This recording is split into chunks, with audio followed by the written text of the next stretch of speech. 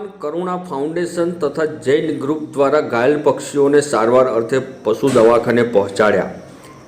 Petlad college ચોકડી નજીક આવેલ પશુ દવાખાનામાં ઉત્તરાયણમાં પતંગ દોરીથી ઘાયલ થયેલ પક્ષીઓને સવારે 9 વાગ્યાથી દવાખાને પહોંચાડવાનું કામ વર્તમાન કરુણા ફાઉન્ડેશન તથા જૈન ગ્રુપના સભ્યો દ્વારા કરવામાં આવ્યું હતું।